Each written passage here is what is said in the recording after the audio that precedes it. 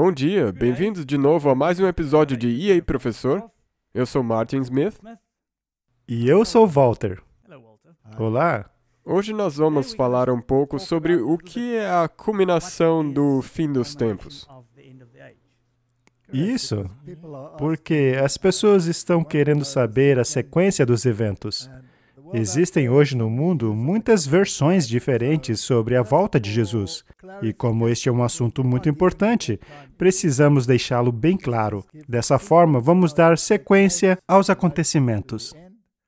Portanto, o programa hoje é basicamente exposição bíblica, para aqueles que precisam de um pouco mais de informação a respeito deste evento. E como você disse antes, talvez isso é mais uma ferramenta na sua caixa de ferramentas que você pode usar para evangelizar as pessoas. Exatamente. Então vamos abrir com uma palavra de oração. Nosso Pai, queremos te agradecer mais uma vez por ter nos reunido aqui. Nós esperamos pelo dia em que Jesus virá e nos buscará. Por favor, ilumine os que nos assistem e a nós também, para que possamos conversar sobre esses temas. Em nome de Jesus nós pedimos. Amém. Amém. Martin, todos estamos ansiosos para o clímax da história. Sim. Eu, pelo menos, aguardo ansiosamente. Esta é uma famosa declaração de Wesley. Há uma coisa que quero saber, e eu caminho para o céu. Como atracar com segurança naquela maravilhosa costa? E o próprio Deus se dispôs a nos ensinar o caminho, já que Ele mesmo veio do céu. Ele escreveu esse caminho em um livro. Me dê este livro, a qualquer preço, me dê o livro de Deus. E eu o tenho.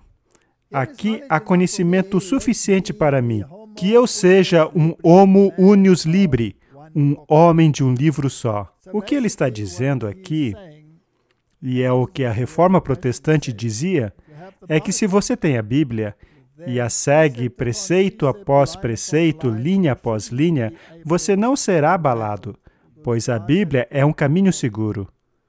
E é por isso que é importante conhecê-la. Atos 1, verso 11. Os quais lhes disseram, homens galileus, por que estáis olhando para o céu? Este mesmo Jesus que dentre vós foi recebido em cima nos céus, voltará da mesma forma como viram subir. Este verso é a sentença de morte do Espiritismo. Verdade. Não é? Com certeza. Pois eles tornam este um evento espiritual. Eles espiritualizam a vinda literal de Jesus Cristo. E é por isso que eles, assim como disse Madame Blavatsky, amam as versões cabalísticas da Bíblia, que referem-se ao fim da era e não ao fim do mundo. E para eles, a segunda vinda de Jesus não é um aparecimento literal. Mas aí, a Bíblia diz claramente, com todas as letras, é um evento literal. Agora cabem algumas perguntas. Por que ele voltará novamente? E também, como ele virá novamente? Isso é importante. Sim, isso é muito importante. Pois Jesus nos alertou de quê? Falsos cristos, e Satanás se passará por ele. Exato. Por que ele virá outra vez? Tito 2:13. Aguardando a bem-aventurada esperança e o aparecimento da glória do grande Deus, o nosso Senhor e Salvador Jesus Cristo. A gramática no grego original desse texto deixa bem claro que ele está se referindo ao Salvador Jesus Cristo como o grande Deus. Este, portanto, é mais um verso-chave que esclarece quem é Jesus. E ele é a grande esperança. É o que todos estão aguardando. Mas eu fico chocado ao ver que alguns não querem que ele volte. Eles estão se agarrando a quaisquer tesouros que eles tenham aqui na Terra. E eles não estão interessados na grande esperança, não é? João 14:1 é a minha Bíblia em miniatura para os tempos do fim. Não se turbe o vosso coração, credes em Deus, credes também em mim. Na casa de meu pai há muitas moradas. Se não fosse assim, eu vou-lhe teria dito, vou preparar-vos lugar. E quando eu for e vos preparar lugar, virei outra vez, e vos levarei para mim mesmo, para que onde eu estiver estejais vós também. Isso é literal, Martin? Sim. Você acredita? Eu acredito. É mesmo? Eu amo esses versos. Esta é, claro, a tradução King James da Bíblia. Ela diz que na casa de meu pai há muitas mansões, mas as traduções modernas dizem muitas casas. E as versões ultrasmodernas estão dizendo muitos quartos. Então, de acordo com elas, nenhuma casa você terá. Mas, enfim, eles querem espiritualizar tudo. De acordo com este verso, quando vamos para o céu? Quando ele vier para te buscar, quando ele voltar. E no que o mundo crê? Que nós vamos ser arrebatados secretamente. E outros acreditam que quando nós morremos, nós vamos para Deus. Ora, se eles já estão lá, por que Jesus diz que voltaria para buscá-los? Veja, a Bíblia é extremamente lógica, mas você tem que deixá-la interpretar a si mesma. E como eu mencionei no meu testemunho, esse verso aí é o último que... simplesmente quando você lê ele, com a ajuda do Espírito Santo, isso apaga todas as outras dúvidas. Leia a sua Bíblia e acredite nela. E como ele virá de novo? Será visível a todo mundo. Eis que vem com as nuvens e todo olho verá. Apocalipse 1:7. A Bíblia é clara, todo olho verá. Porque assim como o relâmpago sai do Oriente e se mostra até o Ocidente, assim também será a vinda do Filho do Homem. Será um evento espetacular. Todo olho verá. Exatamente. Todos aqueles que estiverem vivos o verão. Não se trata de um evento secreto em um lugar isolado. Mas o que significa que ele virá com as nuvens? Bem, o paralelismo hebraico nos responde essa pergunta. Salmo 104:3. Ele faz das nuvens a sua carruagem e anda sobre as asas do vento. Bem, ainda não sabemos exatamente o que será, mas o sinônimo utilizado pela Bíblia é nuvens como carruagem. E tem mais. Mateus 24:30. E verão o Filho do Homem vindo sobre as nuvens do céu com poder e grande glória. Em sua oração, você mencionou que ele estaria vindo entre as nuvens, mas ele está vindo nas nuvens. Bem, nós queremos saber que carruagens são essas. Salmo 68:17. As carruagens de Deus são 20 milhares e milhares são os seus anjos. O Senhor está entre eles como no Sinai, no lugar santo. Isso nos dá uma clara visão. Mais uma vez, é a Bíblia interpretando a si mesmo. Portanto, ele virá com os seus milhares e milhares e milhões de anjos. Será um evento espetacular. Se apenas um anjo, simplesmente caminhando até o sepulcro, causou um terremoto, não é? Se um anjo os fez cair como homens mortos, se um anjo rolou aquela pedra enorme com o seu dedinho, como será quando bilhões de anjos vier? E também um anjo só matou 180 mil soldados assírios em apenas uma noite. Eu acho que é intangível. Exato. E os críticos tentam nos dizer que foi uma praga qualquer. 2 Tessalonicenses 1:7. Quando o Senhor Jesus for revelado lá nos céus com os seus anjos poderosos. Lucas 9:26. Quando o Filho do Homem vier na sua própria glória, e na glória do Pai, e nas dos santos anjos. Será espetacular, não é? A glória de Deus é tão grande que sobrepuja o sol. Inúmeras vezes.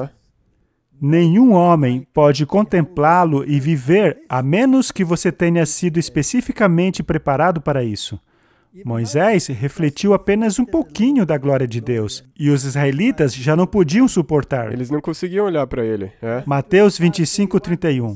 E quando o Filho do Homem vier em sua glória, e todos os santos anjos com ele, então se assentará no trono de sua glória. Desta vez, ele não virá como o solitário Salvador, ou o Salvador sacrificial. Ele virá como Rei dos Reis e Senhor dos Senhores. Creio que já esteja bem claro como ele virá. Será de maneira espetacular? Exatamente. Apocalipse 5:11. E o número deles era 10.000 vezes 10.000 e milhares de milhares. Veja, a Bíblia não utiliza o termo milhão, bilhão ou trilhão. Mas se você fizer as contas aí, isto são bilhões de anjos. Vai ser espetacular. Espetacular. Outra característica da segunda vinda é que ela será audível. 1 Tessalonicenses 4,16.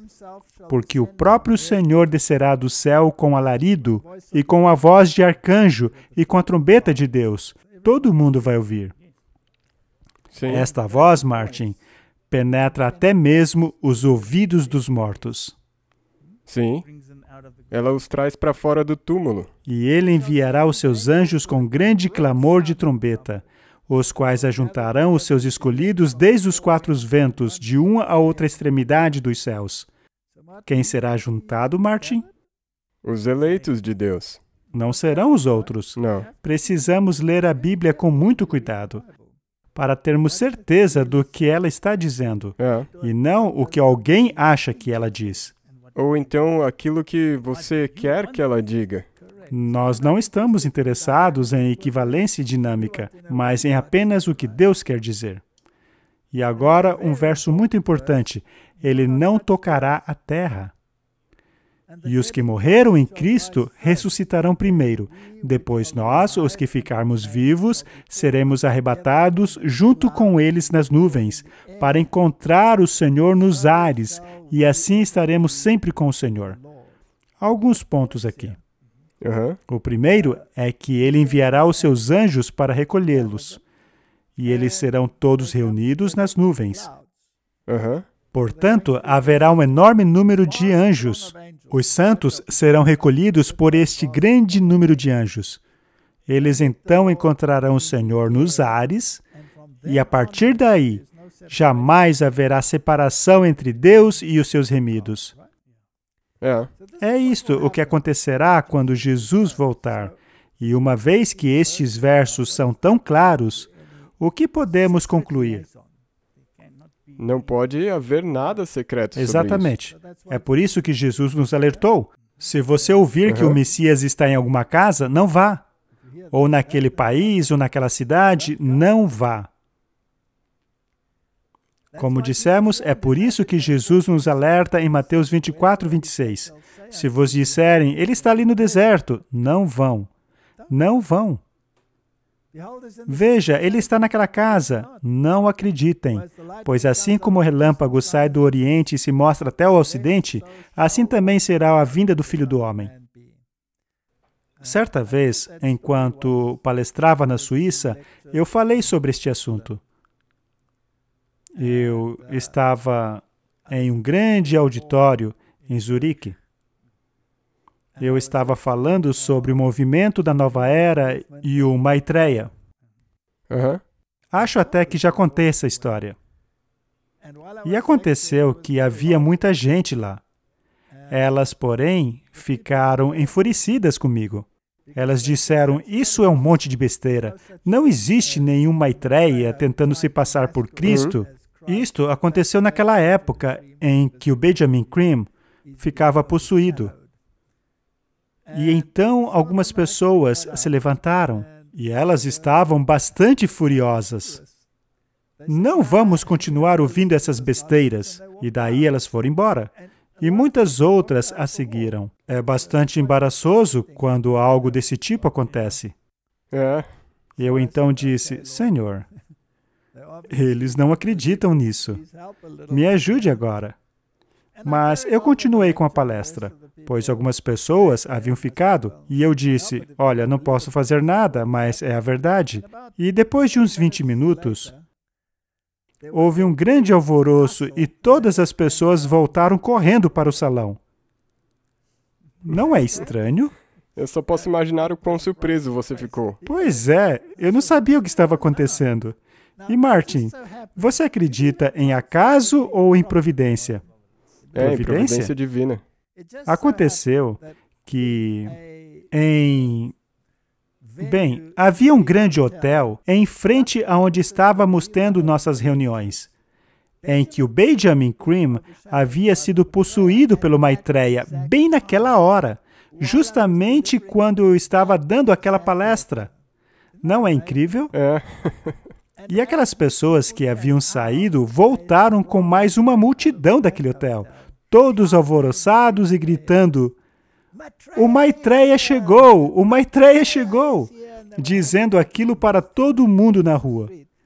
O que está acontecendo? Perguntavam as pessoas. Estavam todas empolgadas porque o Maitreya havia possuído aquele homem. Eles então perceberam que eu não estava falando besteira. Voltaram todos para o salão. Portanto, não deem ouvidos se ouvirem que Jesus está em um hotel. Não, pois não é assim que ele voltará. E nós já mostramos isso. Não acredite quando um rabi do alto escalão do Sinédrio afirmar que ele já está em comunicação com o Messias. Esse rabi já está falando com o Messias. Já mostramos esses slides aqui.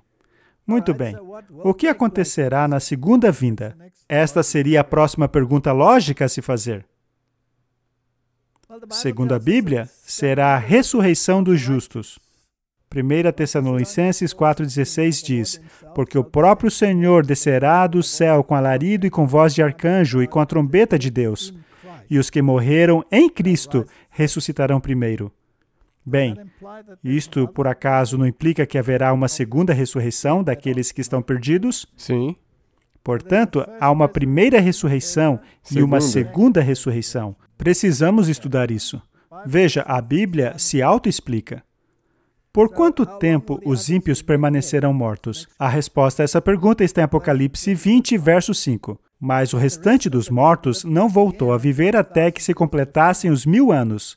E então, referindo-se àquele outro verso que acabamos de ler, referindo-se à segunda vinda de Cristo, ele diz: "Esta é a primeira ressurreição. A primeira ressurreição será dos justos." O livro de Tessalonicenses deixa isso claro. Já o restante dos mortos, ou seja, os ímpios, ressuscitarão apenas após 1000 anos. Mas alguns podem dizer: "Ora, você está pulando de Tessalonicenses para Apocalipse e até mesmo o Antigo Testamento." Mas veja, a Bíblia diz para fazermos isso. Temos que fazer um estudo detalhado de toda a Bíblia, compilar todos os versos sobre o mesmo assunto. É como diz o livro de Isaías, um pouquinho ali, um pouquinho aqui, até que a explanação esteja completa. Isso é completamente verdade, porque daí você não vai ter o problema de estar interpretando erroneamente. Exato. Portanto, precisamos deixar absolutamente claro em qual das duas ressurreições queremos estar.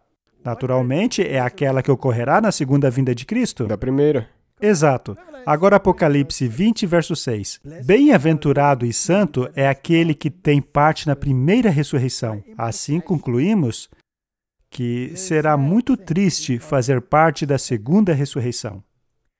A Bíblia apresenta duas ressurreições: a ressurreição da vida e a ressurreição da condenação. Isto é absolutamente claro. Na segunda vinda de Cristo, os justos serão transladados. Naturalmente, haverá pessoas vivas aqui. No momento, no abrir e fechar de olhos, ao som da última trombeta, acabamos de ver que Jesus voltará ao som da trombeta de Deus? Sim. Pois a trombeta soará e os mortos ressuscitarão incorruptíveis. E nós seremos transformados. Este nós refere-se aos que estiverem vivos Sim. na ocasião, pois é necessário que aquilo que é corruptível se revista de incorruptibilidade, aquilo que é mortal se revista de imortalidade. Este é o paralelismo hebraico. Ele está apenas repetindo o mesmo pensamento e palavras diferentes. Ou seja, ele está enfatizando a ideia, ele está dando-lhe poder. Eu gosto do estilo literário deles. E como você disse, até com os quiasmas, eles se perdem nessas novas traduções. Exato. Aquela estrutura em forma de sanduíche necessária para vermos o que ele quer enfatizar. É como sublinhar algo, mas neste caso é Deus sublinhando. Você descreveu de uma maneira bonita. Veja, meu filho, tem algo escondido aqui. Eu quero que você descubra. Vamos agora ver um resumo em 1 Coríntios 15, 20, 22 e 23. Mas, de fato, Cristo ressuscitou entre os mortos e foi feito a primícia dos que dormem. Note que a Bíblia diz que eles estão dormindo. Sim. Pois assim como todos morrem em Adão, assim também todos serão vivificados em Cristo. Cristo como as primícias e depois os que são de Cristo, por ocasião da sua vinda. Este verso é muito interessante, uma vez que já houve ressurreições antes disso. Veja, Moisés foi ressuscitado, Sim. pois, como vemos no livro de Judas, houve uma disputa Sim. entre Miguel e Satanás pelo corpo de Moisés, e este foi para o céu. Ele, portanto, morreu, foi ressuscitado. Porém, ele não é a premissa. Ele é o que podemos chamar de um cheque predatado. Sim. Cristo é a primícia.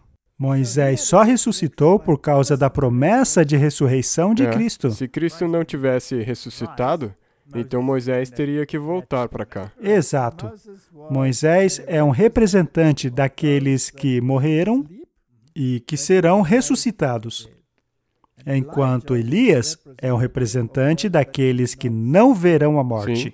É por isso que estes dois representam a lei e os profetas. Eles estavam lá com Jesus no Monte da Transfiguração. Assim, é importante sabermos que Cristo é a premissa. E a Bíblia também diz em Romanos que a morte reinou desde Adão até Moisés. Ah, sim, eu me lembro disso. Portanto, isso significa que foi neste episódio que, pela primeira vez, alguém foi ressuscitado e recebeu a imortalidade. Sim. A morte reinou de Adão até Moisés. Isto serve como um interessante exemplo para o resto da humanidade. Mas ainda há outros exemplos. Enoque foi um exemplo para o mundo antediluviano, de que Deus cumpriria a sua promessa. Então, Enoque foi uma garantia para o mundo antediluviano, Elias e Moisés para o mundo pós-diluviano, sendo Moisés o exemplo da ressurreição, e ainda houve alguns que ressuscitaram junto com Cristo. Sim, e esses foram levados juntamente com Jesus no dia da ascensão dele. Exato, pois é dito que quando ele ascendeu aos céus, ele levou cativos consigo. Sim, e eles foram parte desses primeiros frutos. Sim, mas qual é a missão deles no céu? A Bíblia não diz. Portanto, não devemos especular a respeito.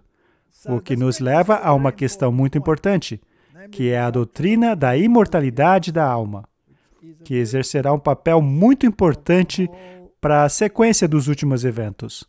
Que também vai ter um papel muito importante no engano dos últimos dias. Exatamente. Gênesis 2:17. Mas da árvore do conhecimento do bem e do mal, dela não comereis, porque no dia em que dela comerdes, certamente morrerás. Foi Deus quem determinou isso. Capítulo 3, verso 4. E então a serpente disse à mulher, certamente não morrerás. Praticamente toda a humanidade acredita nisso. A imortalidade da alma. Em outra forma, mas ainda assim imortal. Porque mesmo se você estiver morto, mas se você estiver, entre aspas, vivo, então você é imortal. Pois é. Eles gostam de dizer que a alma vai para o céu. Mas a Bíblia, contrariando isso, em Ezequiel 18:20, diz, a alma que pecar, essa morrerá. Pois para a Bíblia, a alma compreende o homem como um todo. A alma, segundo a Bíblia, é o fôlego de vida mais o material, ou seja, o corpo. Quando esses dois elementos se uniram, o homem tornou-se alma vivente. Na morte, o homem como todo morre. Portanto, não resta um fantasma daquela pessoa. 1 Timóteo 1,17. Ao Rei dos séculos, imortal, invisível, ao único Deus sábio, seja a honra e glória para todos sempre. Amém. Ou seja, o único que é imortal é Deus. Somente Deus pode dar a imortalidade. 1 Timóteo 6,14. Que guardes este mandamento sem mácula e irrepreensão, até a aparição do nosso Senhor Jesus Cristo. Esta é a nossa missão. Vivermos e agirmos de acordo com a lei, não é? Verso 15. A qual, a seu tempo, mostrará o bem-aventurado e único poderoso Senhor, Rei dos reis e Senhor dos senhores, o único que é imortal. Mas claro que isso é impossível. Portanto, a doutrina da imortalidade não é bíblica, é doutrina católico-romana, é uma doutrina pagã, que habita na luz inacessível, a quem nenhum dos homens viu e nem pode ver, o qual seja a honra, o poder para sempre. Amém. E este mesmo verso, no 16, na versão a nova King James, diz: o único que é imortal e habita na luz inacessível, a quem ninguém viu e nem pode ver. A ele seja a honra e poder para sempre. Amém. Assim fica bem claro que nenhum pecador é capaz de vê-lo e continuar vivo. Ele será destruído pela glória de sua vinda. Então, se você quiser viver na presença de Deus, precisamos ter um corpo imortal. O que quer dizer que Moisés ressuscitou em corpo imortal, um corpo capaz de permanecer diante da presença de Deus. Anteriormente, quando Moisés estava com Deus, foi necessário que ele velasse a sua glória em uma nuvem. E quando Moisés pediu para ver a glória dele, Deus disse que era impossível que ele o visse e continuasse vivo. Ele, portanto, se esconderia de trás da rocha e, quando passasse, Moisés poderia vê-lo pelas costas. Nem mesmo pela frente. Não. Isto é incrível. Nenhum homem é capaz de continuar vivo, estando ele em um estado pecaminoso, na presença de Deus. Sabendo disso, o que acontecerá àqueles que não se arrependerem no fim dos tempos? Eles serão destruídos. Serão destruídos. Mas não porque Deus quisesse isso. Os pecadores só serão destruídos porque se apegaram ao pecado. É por isso que a Bíblia diz que o homem do pecado será destruído pela glória de sua vinda. Então, apenas para deixar claro, apesar de já termos visto várias vezes, o Catequismo da Igreja Católica ensina que o homem é imortal. A Igreja ensina que toda a alma espiritual é imortal. Ela não perece quando é separada do corpo pela morte. Isto é filosofia grega. Não é um ensinamento bíblico. Mas será que eles sabem? É claro que sabem. A Nova Enciclopédia Católica ensina que no Antigo Testamento a alma não é parte do homem, mas o homem como um todo, como um ser vivente. Ou seja, eles sabem. Eles sabem. É o homem todo como um ser vivente. Veja como eles são arrogantes. Mesmo sabendo que a Bíblia ensina sobre isso, eles preferem ensinar a doutrina da serpente. Até mesmo no Novo Testamento, ela significa a vida humana, a vida de um sujeito individual consciente. A Bíblia não ensina a imortalidade da alma.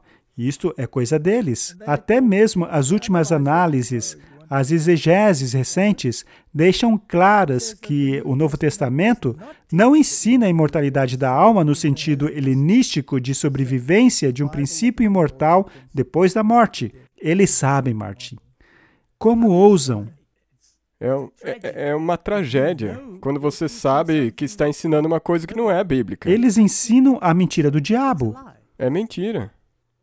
Vamos dar uma olhada rápida nessa questão da morte. Gênesis 2:7. E formou o Senhor Deus o homem do pó da terra, e soprou em suas narinas o fôlego da vida. E o homem se tornou uma alma vivente. Veja que ele não recebeu uma alma. Ele é a alma vivente. É por isso que quando o fôlego de vida sai, ou seja, quando o seu metabolismo cessa, você se transforma novamente em pó. Portanto, o pó da terra, mais o fôlego de vida, é a alma vivente. É isto que a Bíblia ensina.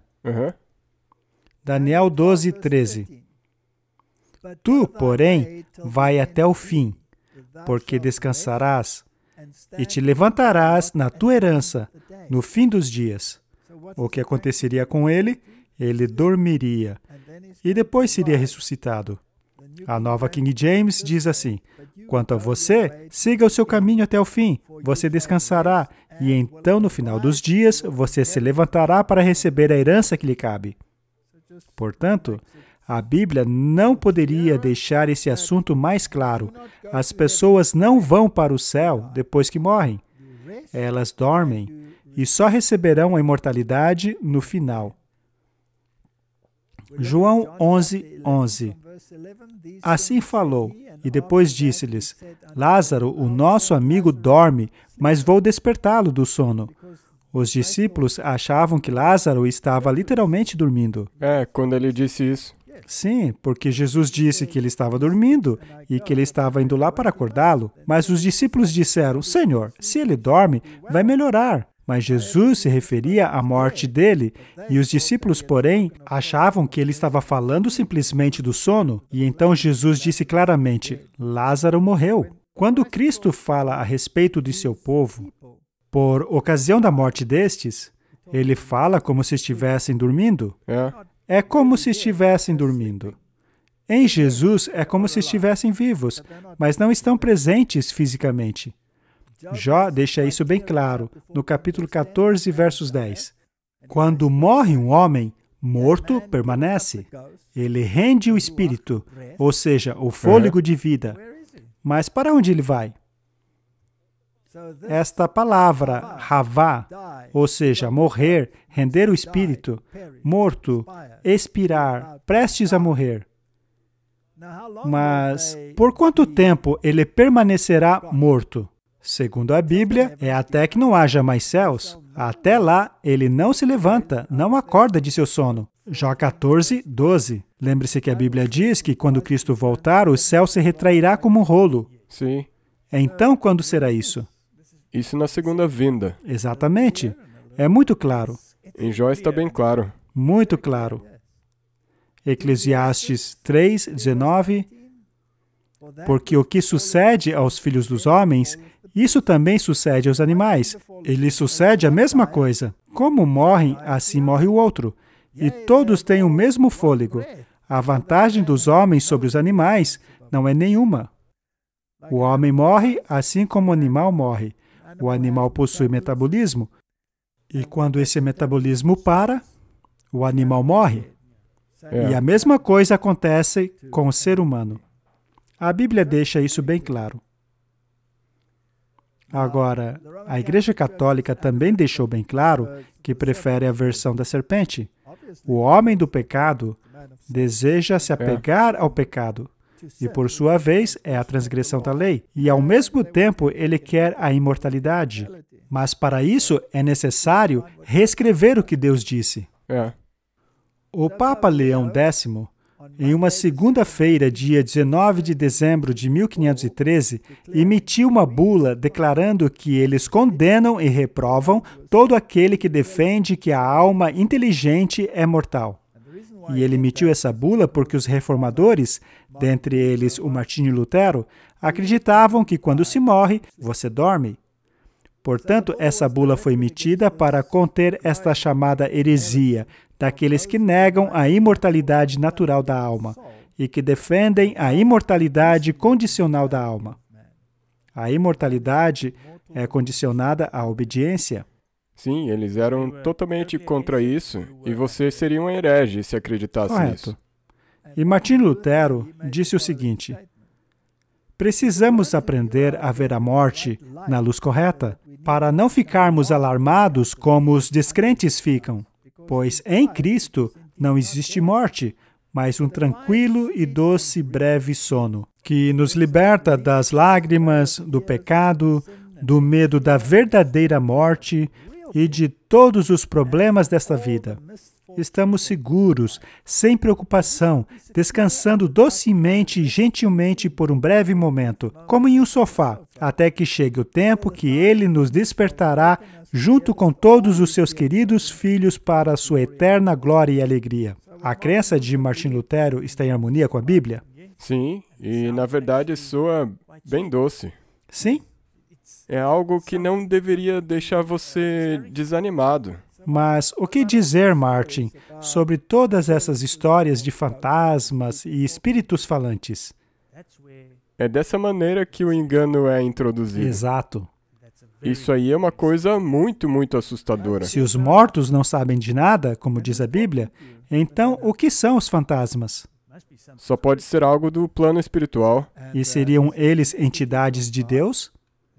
Não. Não foi Deus quem proibiu a comunicação com os supostos Sim. mortos? Porque ele sabia que isso te levaria por um caminho de perdição. A verdade é que essas entidades são demônios. Martin, você me parece um sujeito muito bonzinho. Eu acho que você nunca mergulhou no espiritismo como eu. Mergulhou? Você Não. nunca fez a brincadeira do copo e Tabauícha? Não, mas eu ouvi falar que ainda é muito popular dar isso como presente de Natal. É verdade. Então, existem muitas pessoas que brincam com essas coisas. Estas pessoas estão se comunicando com demônios. Sabe, quando minha mãe morreu, eu tentei me comunicar com ela. E eu falei com várias entidades. Nós também usávamos a Tabauíja. Certa vez, eu e minha esposa estávamos fazendo isso, estávamos conversando com entidades. Naquela época, éramos ateus, ainda assim estávamos lá falando com entidades, não é interessante? É uma grande contradição que ateus façam isso. E eu e minha esposa estávamos lá com o dedo no copo, e aí eu fiz uma pergunta sobre a minha mãe. E o Espírito respondeu um monte de besteiras. Mas eu estava decidido, eu queria falar com a minha mãe. E então, de repente, aquele copo ficou louco. O copo começou a correr na tábua, não dava para segurá-lo mais. Quando isso aconteceu, os pelos de nossa nuca subiram, aquele copo ficou simplesmente maluco. E então ele soletrou, vai para o inferno. E quando o copo terminou de soletrar, vai para o inferno, o copo voou para o outro lado da sala. Vum! Como uma bala. É por isso, Martin, que temos certeza que não se trata de algo comum, mas do sobrenatural. Essas pessoas falam com entidades demoníacas. Quando o rei Saul falou com a bruxa de Endor, havia um véu entre eles. Ele não falou diretamente com aquela entidade. Ela estava se passando pelo profeta Samuel. Sim. Continuando. E uma vez que chamamos a morte de sono, sabemos que não permaneceremos nela, mas acordaremos novamente e viveremos. E o tempo durante o qual dormimos nos parecerá apenas como um sono.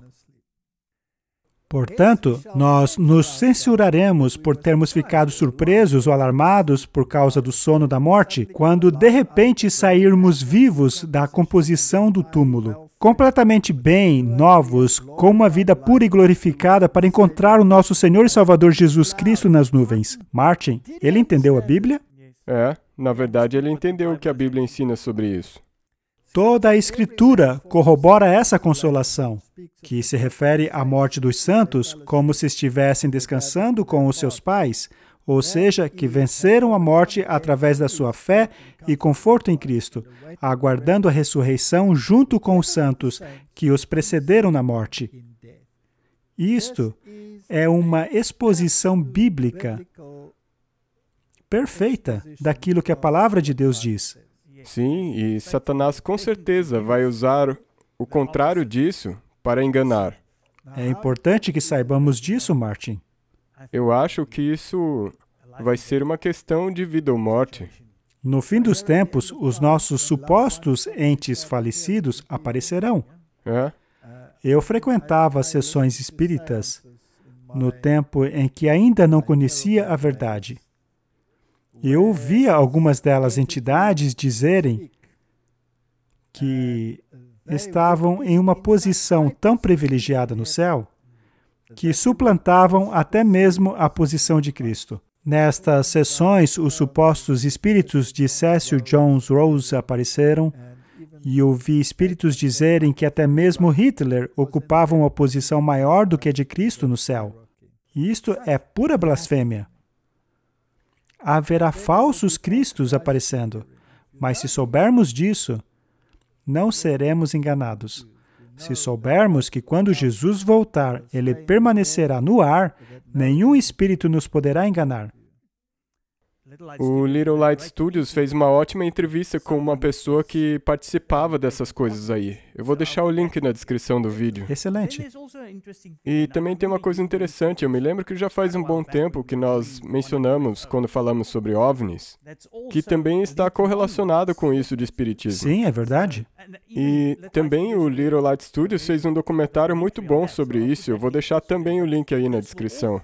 Todas essas coisas vão formar o cenário dos últimos tempos. Precisamos tomar cuidado com esses enganos no fim dos tempos. Essa questão de seres extraterrestres aparecendo em naves, assim como as manifestações que ocorrem quando eles aparecem, são muito semelhantes àquelas que ocorrem em igrejas pentecostais. Exatamente. Eles passam a falar em línguas, começam a girar, todas essas coisas.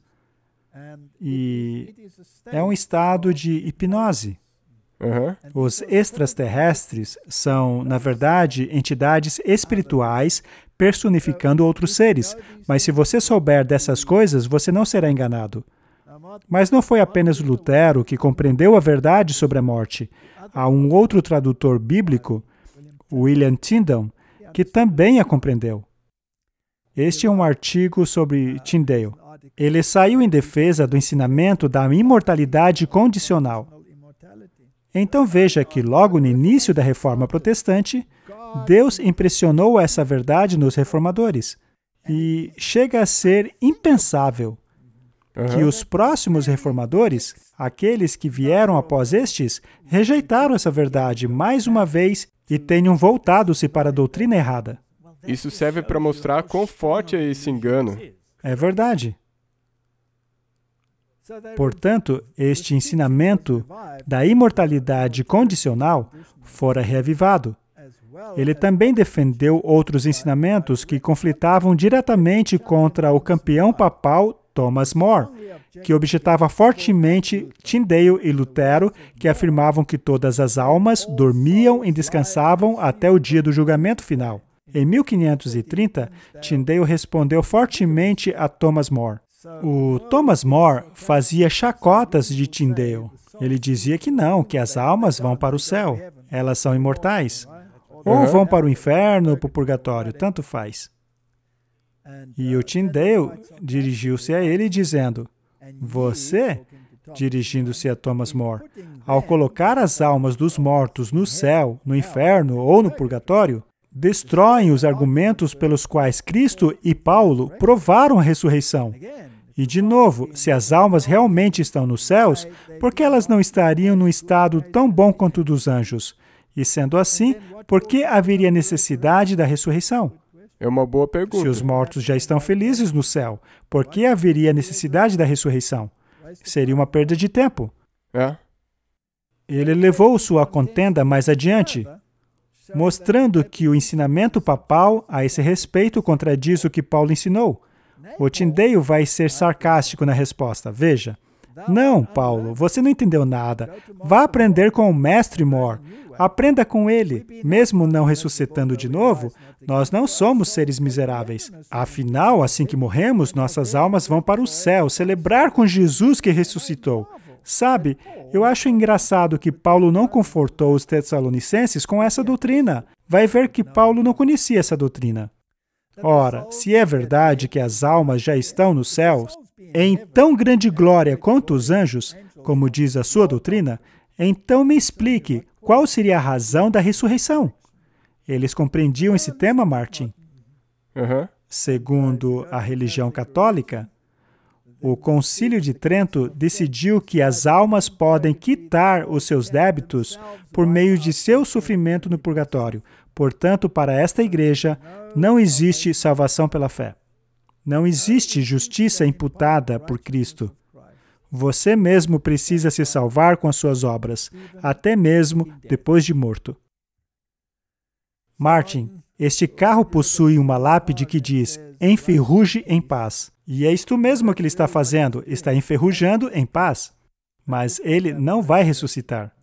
Não. Mas aqueles que descansam em paz, estes ressuscitarão. Quando a ressurreição ocorrer, Martin, será um dia muito feliz. Mas antes que chegue aquele dia, nós seremos julgados. Sim. Quando Cristo voltar e ressuscitar os mortos, o julgamento já precisa ter ocorrido. A isso chamamos de juízo investigativo. Ele acontece nos céus. Isso é bíblico. Sim. Muitas pessoas dizem, não é bíblico, mas se ele está trazendo o galardão e já o resultado do julgamento, então ele tem que ter ocorrido em algum momento antes. É tão lógico, Martin. Eu fico consternado que as pessoas não entendam isso. A Bíblia diz que cada um será recompensado de acordo com o que fez. Isto quer dizer que já houve um julgamento. Romanos 2:7 diz: a vida eterna aos que, com perseverança em fazer o bem, procuram glória, honra e incorrupção. Há algo que devemos fazer para alcançá-la. 1 Coríntios 15:51 diz algo muito interessante. É uma sequência muito curiosa, começando pelo versículo 51. Eis que eu lhes digo o mistério. Nem todos dormiremos, mas todos seremos transformados. Ou seja, haverá uma ressurreição e, ao mesmo tempo, os vivos serão transformados.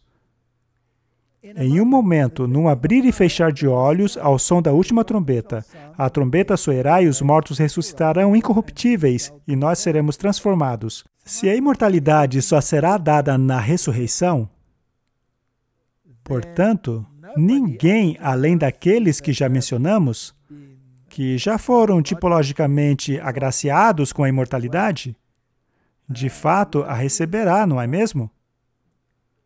Pois é necessário que aquilo que é corruptível se revista de incorruptibilidade e aquilo que é imortal se revista de imortalidade.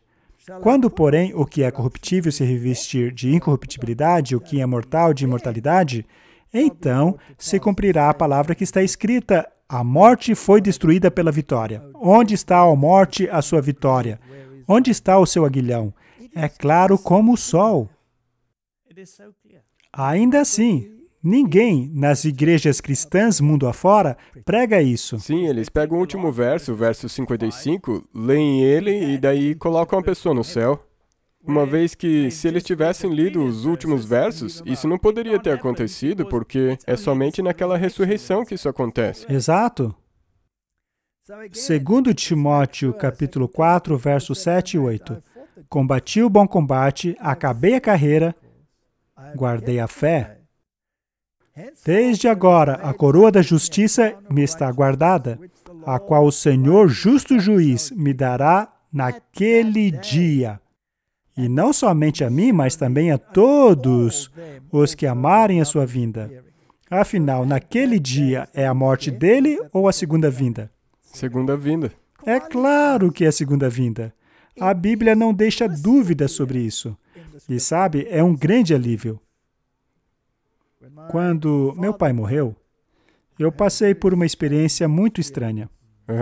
Eu estava no hospital, ao lado de seu leito, na noite em que ele morreu. E a respiração dele começou a ficar mais suave, mais suave, mais suave. Até que, finalmente, ele morreu. Ele parou de respirar. E já depois do fim de sua respiração, ele sentou-se na cama e abriu os braços como se fosse abraçar alguém. E então me veio um sentimento muito estranho. Enquanto dirigia para casa naquela noite, eu podia sentir claramente que havia uma entidade junto comigo naquele carro. Foi uma coisa muito estranha. Lembre-se, eu estava mergulhado no espiritismo. Então cheguei em casa e me sentei numa poltrona. A porta estava trancada e, de repente, a cortina se abriu. É muito assustador quando algo assim acontece. E eu, em minha ignorância daquela época, eu disse adeus àquela entidade que estava comigo. Eu estava convencido de que se tratava do espírito de meu pai. Agora, quem você acha que produziu essas manifestações para me convencer da imortalidade da alma? Satanás. E ele não faz o mesmo com o mundo todo? Sim. Ele não está usando Hollywood para propagar isso o tempo todo? Esta é a melhor cartada que ele tem. Sim, E é por isso que precisamos estar enraizados nas Escrituras, Do contrário, não compreenderemos este assunto. Isso é muito importante, porque, como você disse, essa é a melhor carta dele. É essa carta que ele vai usar, porque é essa carta que completamente afeta as suas emoções para que você seja enganado. E temos este anseio de nos comunicar com eles. É por isso que eu tentei entrar em contato com a minha mãe quando ela morreu. Mas quando eu descobri o que as Escrituras ensinam, você tem ideia do alívio que isso me trouxe? Na verdade, quando eu percebi o estado dos mortos, foi que nem como se... Graças a Deus que é assim. Porque eu tinha essa constante noção de que ela estava lá no céu, roendo as unhas dela e observando eu cometer um monte de erros aqui na Terra, me assistindo fazer bobagens, coisas perigosas, vendo cada pecado que você comete. Deve ser um pesadelo assistir o seu filho fazer tudo isso. Ou então assistir o seu filho passando por grandes dificuldades, sem ninguém para tomar conta dele, alguns parando até mesmo em orfanatos, passando por tristezas, decepções. Mas com a verdade, tudo isso desaparece. Agora eu sei que eles não sabem de nada, eles dormem. O único que vê tudo é Deus, mas é justamente Ele que pode redimi-lo de todos os seus pecados, dificuldades. Portanto, é a Ele que nos devemos confessar, pedir perdão e confiar nele. E sabe, graças a Deus que os nossos queridos não têm consciência das dificuldades que passamos aqui e nem podem ver os nossos erros. Mateus 24, verso 30 nos diz o que acontecerá com os perversos. Lembre-se, os mortos perdidos não ressuscitarão até o fim dos 1000 anos. Mas e os maus que estiverem vivos? Então aparecerá no céu sinal do Filho do Homem, e todas as tribos da terra se lamentarão. E verão o Filho do Homem vindo sobre as nuvens do céu com poder e grande glória. Parece que esta grande multidão não estará feliz. Eles lamentarão. O que acontecerá com eles? Apocalipse 6, 15. E os reis da terra, e os grandes, e os ricos, e os tribunos, ou seja, o pessoal que vemos nos noticiários todos os dias. Exatamente. Todos esses líderes, quem faz parte disso? Quem é parte disso? Quem são esses grandes homens, esses ricos, esses tribunos poderosos? E também todo servo e todo livre se esconderam nas cavernas e nas rochas das montanhas e diziam aos montes e rochedos: caiam sobre nós, escondei-nos do rosto daquele que está sentado sobre o trono e da ira do Cordeiro, pois é vindo o grande dia da sua ira. Quem poderá subsistir? Martin, eles ainda têm tempo de mudar. Sim. Eu acredito que alguns dos reis do mundo ainda podem mudar de lado. Nabucodonosor mudou. Mas haverá poucos deles. Talvez alguns dos ricos mudem de lado, colocando seus esforços a favor de Deus, diferentemente do que estão fazendo hoje. Eis que vem o Senhor com milhares de seus santos. Estes são os anjos, para fazer juízo contra todos e condenar entre eles todos os ímpios, por todas as suas obras de impiedade que impiamente cometeram, e por todas as duras palavras que os ímpios pecadores disseram contra ele. Martin, considere este verso que acabamos de ler. Quantas pessoas hoje, quantos programas não usam o nome de Deus em vão? Pior ainda, zombam dele. Eu acho que seria quase um milagre se você puder encontrar um que não blasfeme e tome o nome de Deus em vão. A maioria dos atores deste mundo pertencem a fraternidades secretas. E os níveis superiores dessas fraternidades secretas são luciferianas. E elas odeiam Cristo. Portanto, é a segunda natureza deles utilizar o nome de Deus em vão. E eles fazem isso explicitamente e virtualmente em quase todos os filmes. Portanto, eu não suporto assistir esses filmes. É verdade. Pois a maneira como eles zombam de Deus é horrenda. Se eles fizessem a mesma coisa com os profetas de outras religiões, é capaz de eles serem até mesmo linchados. Sofonias 1, 14 e 15. O grande dia do Senhor está próximo e vem logo. Ouçam, o dia do Senhor será amargo, até os guerreiros gritarão. Aquele dia será um dia de ira, de aflição e angústia, de sofrimento e ruína, dia de trevas e escuridão, de nuvens e negridão. Portanto, há dois grupos. Sim, é. Aqueles que dirão, este é o nosso Senhor a quem aguardávamos, Ele nos salvará. Vai ser o melhor dia de todos, maravilhoso e cheio de glória. E para uns, este será o pior dia. Para o outro grupo. E então o iníquo será revelado, a quem o Senhor desfará pelo sopro de sua boca e aniquilará pelo esplendor de sua vinda. É um verso muito interessante. É impossível permanecer diante da glória de Deus se você for o homem do pecado ou o pecador. Sabe, nós temos essas duas explicações da diferença de como será para esses dois grupos. Mas a parte triste é que para ambos esses grupos foi a escolha deles mesmos. Eles próprios escolheram se apegar ao pecado. Talvez não a parte triste, mas a parte triste e boa, que isso é a nossa própria escolha. Correto?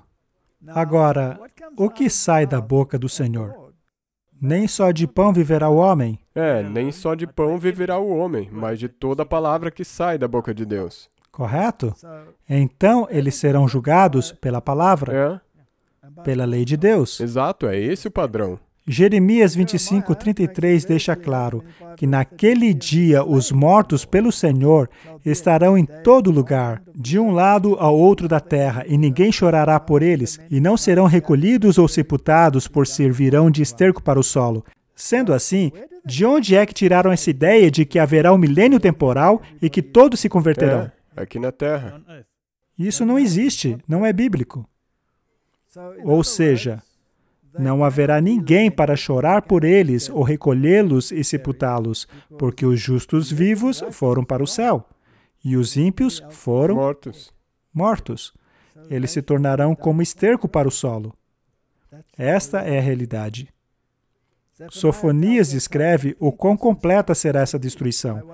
Destruirei todas as coisas na face da terra, diz o Senhor. Destruirei tanto os homens quanto os animais. Todas as aves do céu, peixes do mar e os que causam tropeço junto com os ímpios. Ceifarei o homem da face da terra, declara o Senhor. O que acontecerá aos animais? Também. Não sobrará nenhum. Nada, não vai sobrar nada vivo na terra. Esta terra voltará para o seu estado original.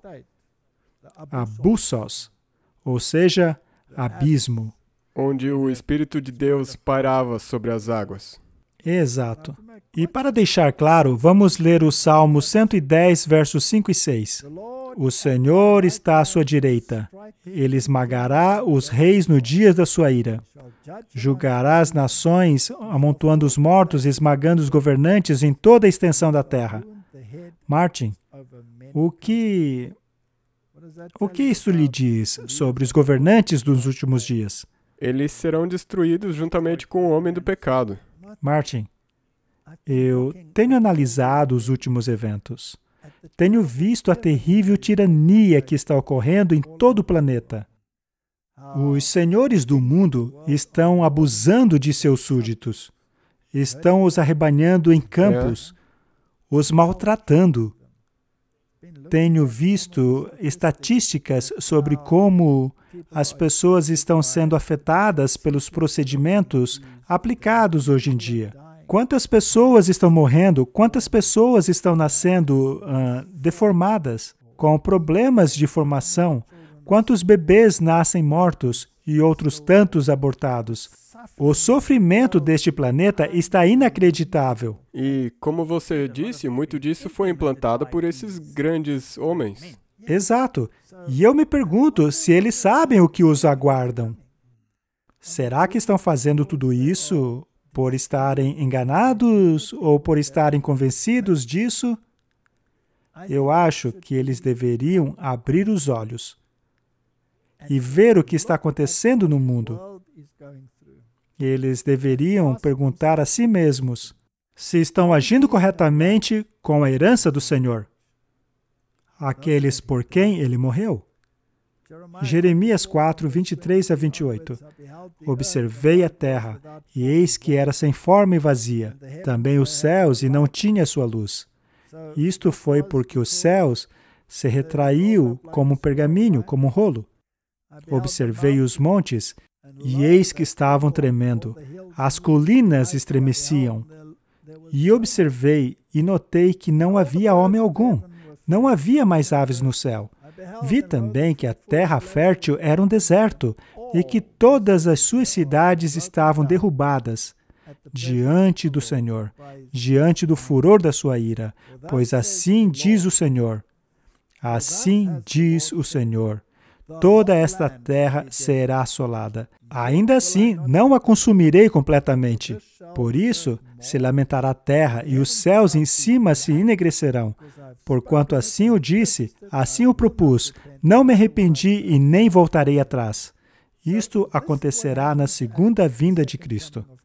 Tudo será destruído, mas ainda não é o fim. Algo ainda terá que acontecer lá no céu, para então haver uma terceira vinda de Cristo, para então haver um clímax final de todas estas questões. Portanto, a Bíblia deixa claro de que haverá cidades desoladas, e os maus que estiverem vivos morrerão. Ou seja, não existe arrebatamento secreto. Não. É impossível. Não, especialmente se você ler esse verso de Jeremias. Tudo o que eles dizem sobre arrebatamento secreto originou-se de um ensinamento jesuíta, o dispensacionalismo. Este ensinamento originou-se das entranhas jesuíticas lá do meio de Roma e acabou se infiltrando em todo o mundo. Os evangélicos hoje não ensinam a doutrina bíblica, mas uma doutrina jesuíta. Segundo Tessalonicenses, capítulo 1, verso 6. É justo da parte de Deus retribuir com tribulação aos que lhe causam tribulação e dar alívio a vocês que estão sendo atribulados e a nós também. Isso acontecerá quando o Senhor Jesus for revelado lá nos céus com os anjos poderosos. O dia da retribuição está chegando. Se você quer pagar o preço, então vá em frente. Mas se você quer entrar no descanso junto com o povo de Deus, então tome outra decisão. Apocalipse 20, verso 1. E vi descer do céu um anjo, que tinha a chave do abismo, e uma grande corrente em sua mão. Ele prendeu o dragão, a antiga serpente, que é o diabo, Satanás, e o acorrentou por 1000 anos. Martin, o diabo ficará preso nesta terra por 1000 anos. A prisão dele será no sentido de que não haverá ninguém aqui para ele tentar e enganar. Sim, tudo está morto. Tudo neste planeta estará morto. E ele pode apenas pensar sobre tudo o que aconteceu. Satanás estará preso a uma corrente circunstancial por 1000 anos. Salmo 68, verso 6 diz: Deus dá um lar aos solitários, liberta os presos para a prosperidade, mas os rebeldes habitarão em terra seca. Seriam estas correntes no sentido espiritual, circunstancial ou literal? São correntes circunstanciais. Exato. Da mesma maneira, Satanás será acorrentado por correntes circunstanciais. Este é o significado da palavra millennium. Mille, 1000. Annus, anos. Ou seja, 1000 anos. Por um período de 1000 anos, os ímpios mortos não ressuscitarão. Permanecerão mortos. Não ressuscitarão por um período de 1000 anos.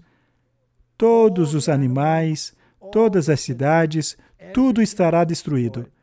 Os justos foram levados para o céu, aonde estarão com o Senhor.